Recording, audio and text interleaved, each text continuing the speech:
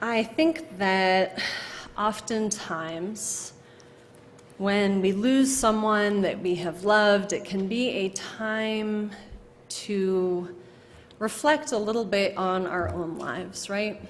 We think of that person who we have loved and lost and all that they have been and done, and we get thinking, what is the legacy of our life, right? What is it that we will be remembered by? How will our values continue to live on in this world when we are gone? Now, I did not know Tracy well. We talked a few times on the phone, so I cannot share with you now her eulogy, nor would that be appropriate. We will have a service for that. But I know that many of you are reflecting on all she was able to accomplish, all of the health difficulties she was able to persevere through while still getting her PhD and all sorts of amazing things.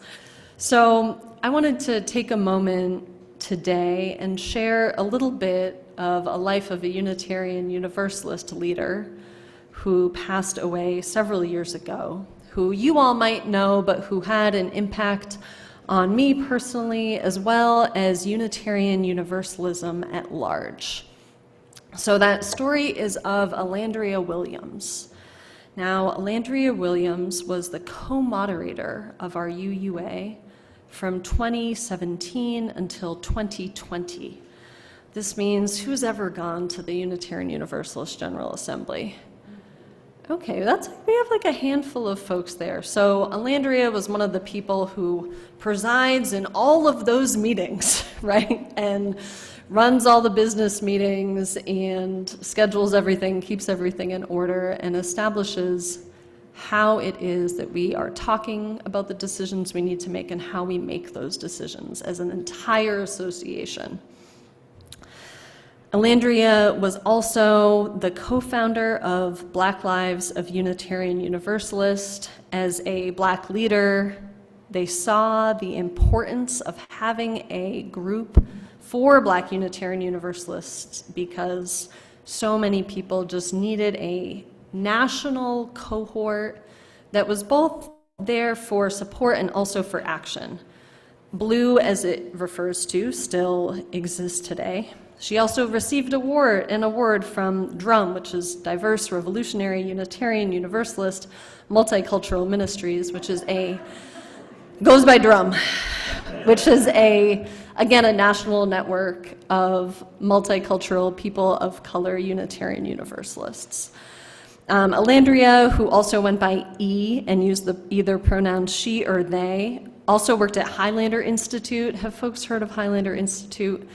It's we got more hands. Yeah, it's a Southern organizing center and training and education center for organizers, very highly lauded. She worked for them for over a decade. They were the executive director of People's Hub, which provided online training for transformative change. Her colleagues said of her, E wanted nothing less than transformation and global impact. And this can be seen in Alandria's other works. She was co-editor for a group called Beautiful Solutions. If you've never heard of them, it's actually a wonderful thing to do on kind of a dreary Sunday when we're holding a lot of grief. Beautiful Solutions is an interactive online space for sharing the stories, solutions, and big ideas needed to build new institutional power and point the way towards a just, resilient, and democratic future. Very impressive when you're feeling down about the world. You can go to Beautiful Solutions and see some of the amazing work that people are doing globally. Alandria also always centered youth and young adults. She herself gained a lot of her leadership training as a Unitarian Universalist youth. She was the aunt of nieces and nephews who she supported emotionally, spiritually, and physically. She was a member of the Tennessee Valley Unitarian Universalist congregation.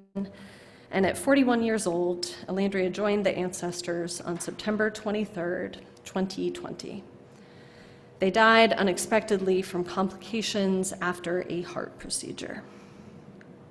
Now, Elandria's spirit and boldness and commitment to justice and inclusion and collaboration still live on today. In an article that the UU World, which is our Unitarian Universalist magazine, wrote, she was called fierce, indomitable, and deeply compassionate. And any who have experienced Elandria will share that she was indeed all of those things.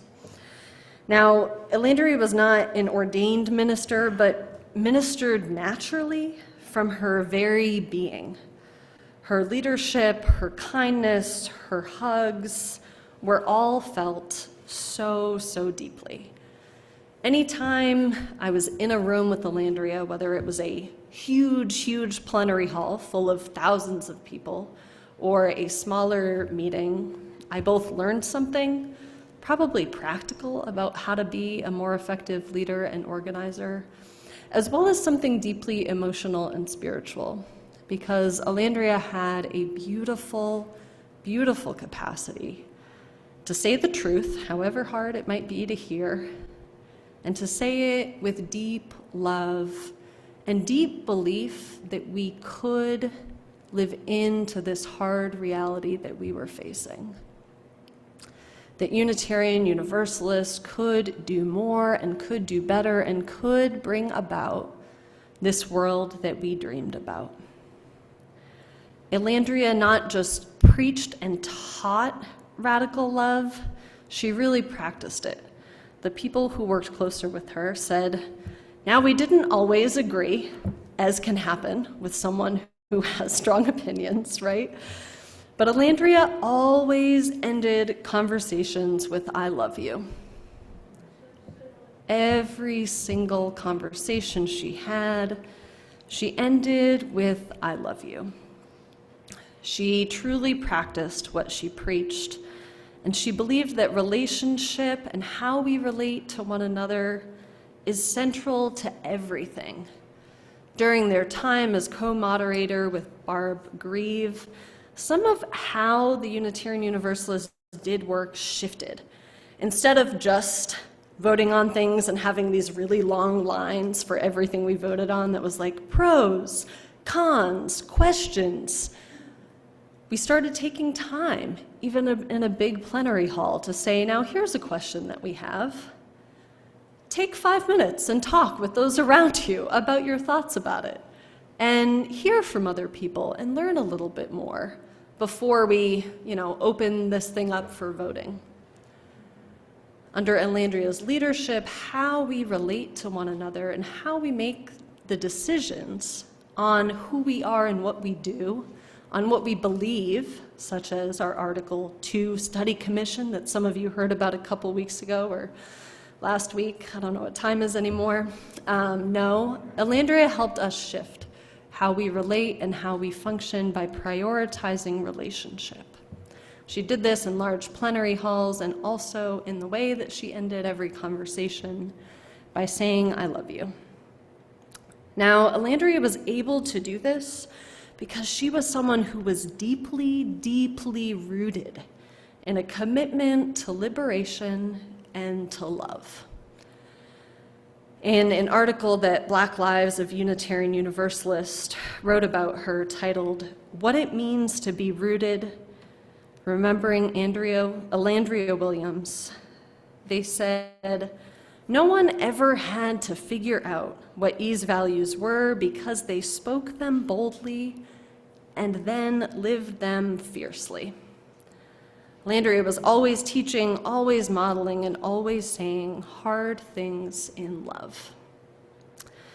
And today I will teach you a song that Elandria learned at Highlander Institute and that she shared with many Unitarian Universalists called Solid as a Rock, because I think it helps us remember to be deeply rooted in our values, and that when we are, those values, just like they did for Elandria, flow out of us and are so clear in not just what we do, but in how we do what we do. So you'll kind of just repeat after me. It's one of these like sing-song when you're at an encampment or protesting something being built songs. All right, it goes like this. Solid as a rock, solid as a rock, rooted like a tree, rooted like a tree. I am here, sitting strong, in my rightful place. Yeah, solid as a rock, solid as a rock, rooted like a tree, rooted like a tree. I am here, standing strong, in my rightful place. Come on, other people but me can clap, I know it. Solid as a rock, solid as a rock, rooted like a tree, rooted like a tree. I am here, standing strong, in my rightful place. All right, we got it. So may that song, we'll maybe do it again sometime, help remind you and encourage you to stay so rooted in your values. Now, just real quickly, there are 3 reasons why I think it's so important to center our values, right? Number 1 is because we want to live a life that is ours, right?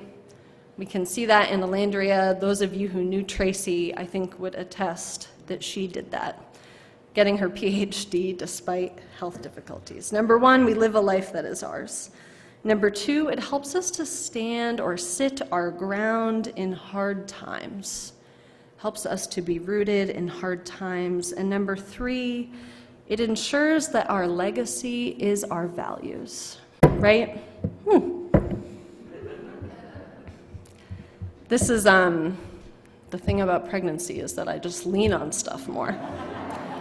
So, importance of centering your values to live a life that's your life, number 1.